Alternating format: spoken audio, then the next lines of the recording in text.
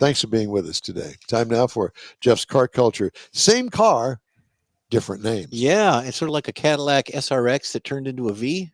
Remember that? Yes, I remember that. Sort of. So for decades, car manufacturers have confused buyers by offering models with an array of identities. Now that picture right there, that is a Land Rover. It's 11 different names that vehicle has been on over the years. Yeah. Really? It's a practice known as badge engineering, not to be confused with platform sharing or joint ventures, all of which have become increasingly common in recent years. Some car companies have overindulged, while others know better than to mess with their branding. 6 decades of badge engineering cars. And you'll see that some automakers crop up from time to time. You'll see that in this whole segment. So here we go, Michael. Push the button. Number 1, Cimarron Cadillac. In 1982, there were 2 models of this vehicle. When GM raised it in the early 80s, that BMW and Mercedes were stealing sales and parts for the luxury car market, it stuck Cadillac badges onto Chevrolet Cavaliers in a bid to compete with the smaller luxury car class. But the high prices and 4-cylinder engines made the Cimarron, which is pictured here, a laughingstock. Even in the introduction of a V6 in 1985, it did nothing to make the car more sellable. Shame on them. The next one is a Lancia Delta. It's a 2011 model. There were 2. That's a 2 models, yeah. Wait, that's a Chrysler. When Fiat merged with Chrysler, it proved how shameless it could be with its abuse of brands. First, we got the Lancia Delta. Then we got the Lancia Ypsilon, rebadged as a Chrysler for the UK, sort of like a menage de trois. Oh, my God. For the UK market.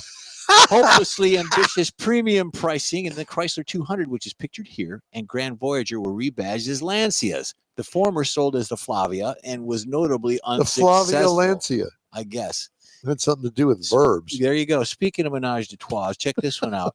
3, Volkswagen, 2011. There were 3 models. Now check this out. The Volkswagen Group rules the roost when it comes to rebadging. Its first generation of the MQB platform fueled 15 different models, but sometimes we get the same car wearing different badges instead, with no attempt to separate them, which is why Volkswagen, pictured on the right, the right bottom one, also came up virtually identical to the Seat Mai, which is pictured center, and the Skoda Citgo, which is pictured left.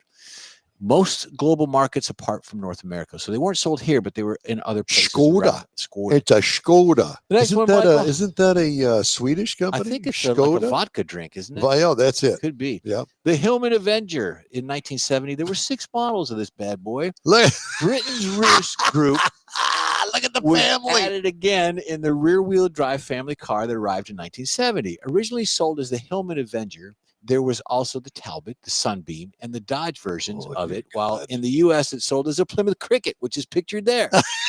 In Argentina, it was sold as a Volkswagen. Wait a minute. Plymouth Cricket. Plymouth Cricket. I remember that. What year? 80s, 70s, in the 70s. 70s. Yeah, and then of course now they rebadged it into a Volkswagen. I think that's a 72. The plate on it is 72. Yeah, okay. Pretty close.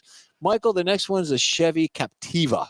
It's a sport model and is in 2006, and there were 7 versions of this. 7, of course. General Motors gave this car a different identity all over the world. Australia got it as a Holden Captiva, and in the UK it was a Vauxhall Antera. Vauxhall. While elsewhere in Europe it was the Opel Antera.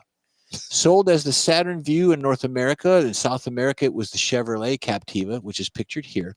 And in South Korea, it was the Daewoo Windstorm Max. Daewoo. Now, there's a big name in automotive history. Say that fast 5 times. Michael, the last one we got for you, buddy, is the Suzuki Vitara. 4 models of this, depending on the markets in the Vitara, which is pictured here, was sold as a Suzuki Sidekick. Chevrolet did it as a Tracker and the Geo Tracker. GM's Geo brand from 89 to 2016 consisted entirely of rebadging cars made by other companies. The Prism was really a Toyota Sprinter. Look at that. That's right in front of a renamed Cracker Barrel. Exactly. It was a Toyota Sprinter. The Storm was an Isuzu Pulse. Chiquito. And the Spectrum was an Isuzu iMark. And the Metro, as we all see, was rebadged as a what? Suzuki Swift. Hey, Mars, what was the name of that? Swifty. Yeah. Mars, what was the name of that car that you had last hour? That car that you talked about that we all the Tata car? The Tata, yeah. Yeah, but what was it? What was the name of it that you called it? Oh no, that was the Ford Aspire. Aspire. Yeah. Aspire. Aspire. You called it Aspire. Aspire got my Uh-huh, East from the- Texas from the twang top- in there. From the Tata Motor Company, the Aspire. Made by Taco Bell. Oh my God. There you go. Rebadged, renamed. Okay.